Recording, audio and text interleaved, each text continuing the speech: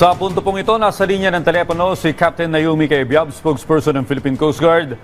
Captain, magandang umaga po sa inyo. Si Audrey Goriseta po ito ng PTV. Yes, Sir Audrey, magandang umaga po at maraming salamat po sa oportunidad. Okay, Captain, saang lugar po naka-deploy ngayon ang mga tauhan ng PCG dahil po sa nagpapatuloy na bagyong Uwan?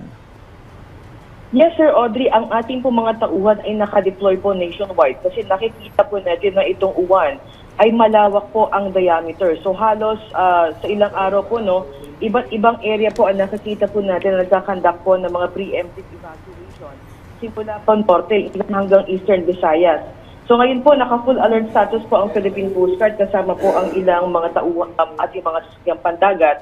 At ngayon po, Sir Audrey, bukod sa pagsasagawa ng mga preemptive evacuation, we are also monitoring yung ating mga pantalan. So we have 130 ports na minomonitor at 7,232 na stranded passengers, particularly in the area of Bicol.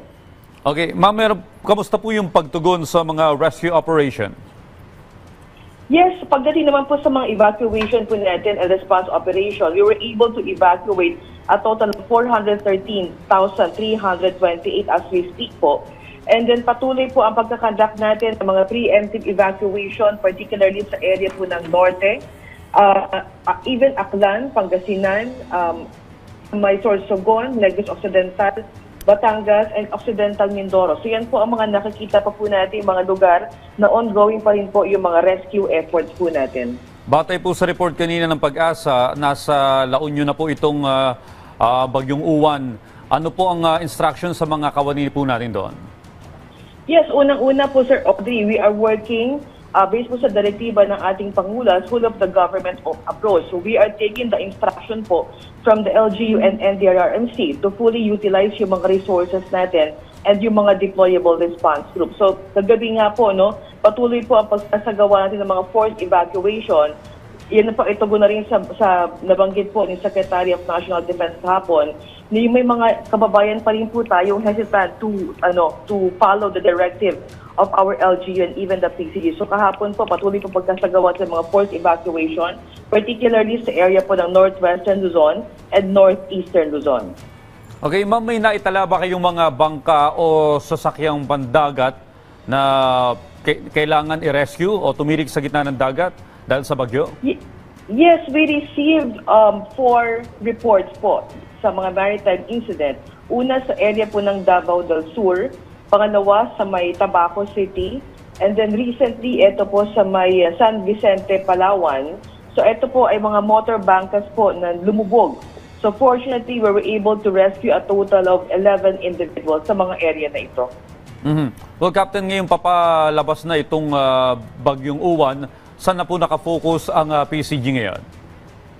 Yes, particularly po sa area ng norte. Pero again, nabanggit ko nga po, Sir Audrey, we were utilizing yung mga tao po natin sa kabuuan, sa nationwide po, kasi nakikita pa rin po natin yung epekto netong bagyong Uwan. Although we added resources sa area po ng norte, pero ang pagtugon po natin ay sa lahat po ng parte kasi nakikita pa rin po natin yung epekto netong bagyong Uwan. Meron pa rin po tayo na i-report ng mga malalakas na alon at saka malalakas na hangin. Alright, Captain Cabiab, magandang umaga po. Diane Querer po ito.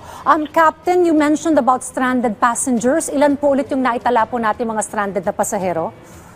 Yes, meron po tayong 7,232 stranded passengers, particularly po, Ma'am Diane, sa area po ng Bicol. We have 2,595.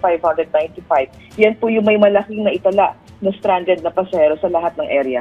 Alright, Captain, with this figure, saan po nanunuluyan po muna itong mga stranded na pasahero? At ano po yung mga tulong, assistance na ibinibigay po ng mga authorities sa kanila, ma'am? Yes, unang-una po sa mga maliliit na pantalan, ang ginagawa po natin, Ma'am Diane, is we turned over sa mga LGU, sa mga identified evacuation centers. So before pa po pumasok itong bagyong Uwan, yun na po yung ating agreement and coordination with the LGU.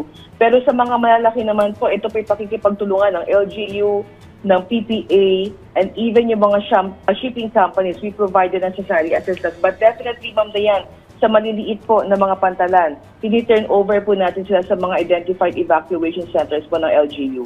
Alright. Well, ito pong bagyong Uwan ay nasa katubigan na po at tomorrow, I understand, lalabas na po ng PAR. So with these stranded passengers, ma'am, siyempre safety is our priority. Ano po yung magiging advice natin sa kanila kung meron po silang talagang destinasyon na pupuntahan? Una po, Ma'am Dayan, ang polisiya po ng Philippine Coast Guard, no? Ang Pag-asa po ay nag-declare po o nag-update na meron pong signal number 1 sa area po ng panggagalingan, dadaanan at patutunguhan. Definitely, we will not allow any vessel to depart sa lahat po ng pantalan. Pangalawa, we also consider yung gale warning po na ibinibigay po natin sa Pag-asa. So kung malakas pa rin po ang alon sa gitna po ng karagatan, isa po yan sa mga factor na tinitingnan po natin for temporary suspension. But definitely, once mag-okay na po ang sea condition po natin at wala na pong signal sa kanilang mga respective areas, we will allow them to depart na po. Alright. Well, Captain, may mga isinasagawa pa rin po ba kayong rescue operations at the moment? Yes, alas 12 po ng gabi kanina, no? Halos mag-alauna, ay patuloy pa rin po ang pagkakandak ng ating evacuation sa area po ng Aklan, Sorsogon, Negros Occidental, at even sa may Antique. So yan po ang mga area na meron po tayong kinakandak na mga rescue operations po and preemptive evacuation. And with the conduct of rescue operations po, alright, mukhang naputol po ang linya ng ating komunikasyon kay Captain Cayabyab mula po sa Philippine Coast Guard. Subukan po nating balikan po siya maya-maya lamang.